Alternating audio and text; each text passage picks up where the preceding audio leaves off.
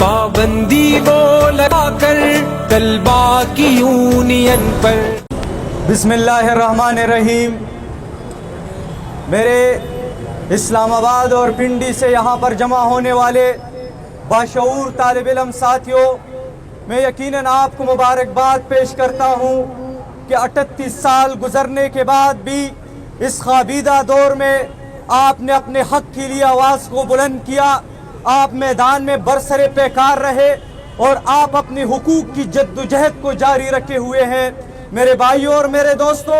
پاکستان کے آئین کے تناظر میں یہ یہاں کے ہر شہری کا حق ہے کہ وہ تنظیم سازی کر سکتا ہے۔ میرے بھائیوں، یہ طلبہ یونین کا ادارہ یہ کس قسم کا ادارہ تھا؟ یہ وہ ادارہ ہے کہ جس کے نتیجے میں طلبہ کی صلاحیتوں کی نشوما ہوتی ہے، کہ جس کے نتیجے میں اس کی قائدانہ صلاحیتیں پروان چڑھتی ہے۔ میرے بھائیوں اور میرے دوستوں، یہ شعور سیاسی شعور اور علم و آگہی کا ادارہ تھا، لیکن وہ لوگ جو اس ملک کے اندر شعور کو دبانا چاہتے ہیں، وہ لوگ جو کہ یہاں کے سیاسی شعور کو سلب کرنا چاہتے ہیں، انہوں نے ہر دور میں اس شعور کے سامنے بند باندھنے کے لیے، اس شعور کو روکنے کے لیے یہاں کے سب سے متحرک فیکٹر طلبہ کو روکنے کی کوشش کی ہے۔ جنرل ایوب اگر آیا تو اس نے بھی 60s کے اندر طلبہ یونین پر پابندی لگائی، اور اس کے بعد جنرل ضیاء الحق نے اسی ریت کو برقرار رکھتے ہوئے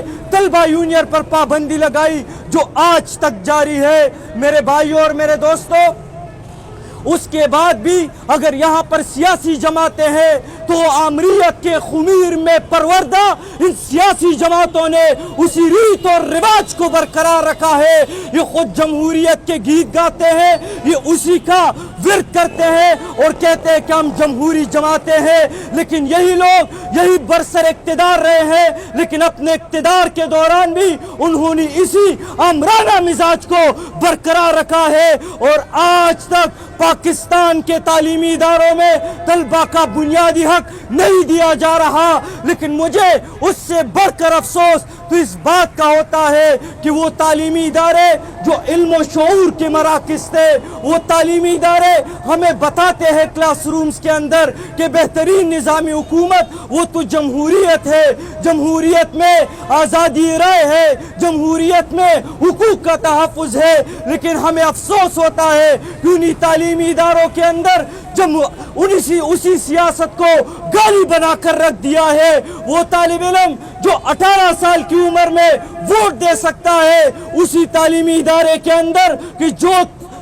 استاد اس کو یہ بتا رہا ہوتا ہے کہ جمہوری اقدار کیا ہے، جمہوری رویے کیا ہے، وہ پھر تعلیمی ادارے کے کلاس روم میں اس کو یہ بتاتا ہے کہ سیاست بہت بری چیز ہے، تم نے سیاست نہیں کرنی، سیاست کو گالی بنا کر رکھ دیا ہے۔ میرے بھائیوں اور میرے دوستوں، میں پوچھنا چاہتا ہوں کہ اپنے باپ کے محنت اور پسینے کی کمائی کے بعد جو طالب علم فیس جمع کرتا ہے، میں پوچھتا ہوں کہ وہ طالب علم جس نے اپنی والدہ کے زیورات بیچ کر یونیورسٹی کی فیس کا انتظام کیا، میں پوچھتا ہوں کہ جس نے اپنی مویشی بیچ کر وہ اس کے والد نے قرض لے کر یونیورسٹی کے لیے فیس کا بندوبست کیا، کیا وجہ ہے کہ وہ اس فیس کا حساب نہیں لے سکتا؟ کیا وجہ ہے کہ اس تمام کے بعد بھی وہ یہ حق نہیں رکھتا کہ مجھے بتایا جائے کہ میری فیس کہاں پر خرچ ہوئی ہے؟ یہی وجہ ہے کہ تعلیمی اداروں کے اندر کرپشن کی داستانیں ہیں، یہی وجہ ہے کہ تعلیمی ادارے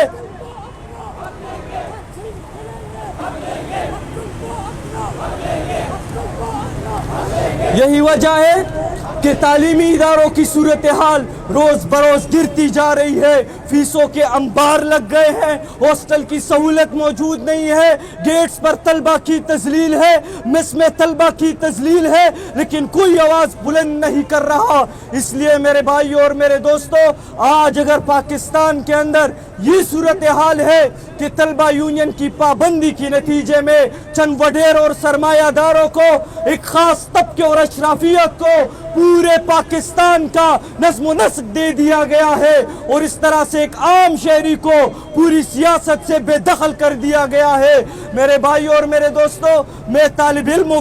کو بھی دو باتیں کرنا چاہتا ہوں۔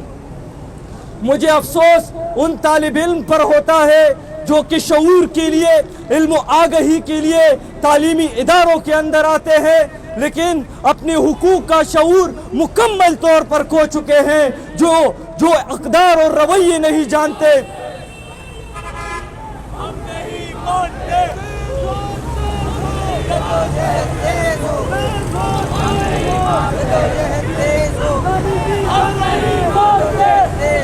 ہمیں افسوس ان طالب علموں پر ہوتا ہے جو علم و آگہی کی مرکز میں، جو تعلیمی اداروں کے اندر اپنے حقوق کا شعور کھو چکے ہیں۔ ان تعلیمی اداروں میں اس لیے افراد آتے ہیں کہ وہ اپنی ذات کو پہچان سکے، اپنی حیثیت کو پہچان سکے، اپنے حقوق کا تعین کر سکے، اور اس کے نتیجے میں اپنے حقوق کی جد و جہد کرنے کے لیے میدان عمل میں نکلنے کا وہ قوت اور طاقت اور عزم رکھ سکے۔ لیکن ان تعلیمی اداروں کے اندر طلبہ اپنے حقوق کا شعور کھو چکے ہیں۔ وہ جہاں پر خودی کا درس دیا جانا تھا، جہاں پر حق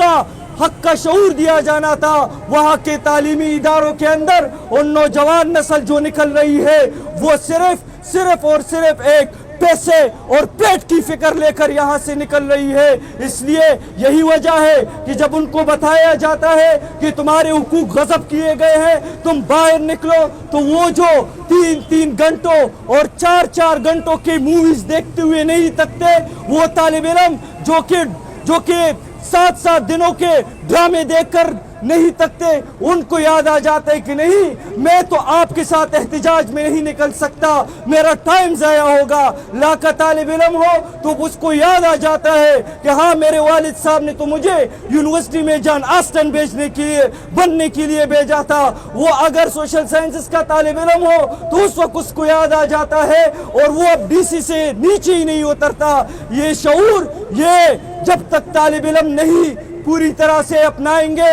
ان کے حقوق اسی طرح سے غصب کیے جائیں گے۔ اس لیے میں طالب علم سے کہتا ہوں، آپ کا خون جوان ہے، آپ کا خون کے اندر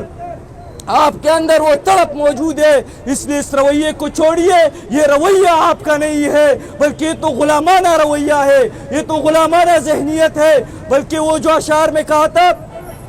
کہ چلتے ہیں دبے پاؤں کوئی جاگ نہ جائے، غلامی کی اسیروں کی یہی خاص ادا ہے، اور جو قوم نہیں ہوتی حق بات پہ یکجا، اس قوم کا حاکم ہی بس ان کی سزا ہے۔ اس لیے میرے بھائیو اور میرے دوستو، آخر میں یہی کہوں گا کہ اس وقت جو سندھ کے اندر وہاں پر طلبہ یونین کے حوالے سے بل پاس ہوا ہے، اور اس کے علاوہ جو پورے پاکستان کے اندر طلبہ کے اندر ایک ہلچل موجود ہے، یقیناً یہ خوش آئند بھی ہے، یہ قابل تحسین بھی ہے۔ اسی جدوجہد کو آگے بڑھانا ہے۔ پچھلے دنوں جب اسلامک یونیورسٹی کے اندر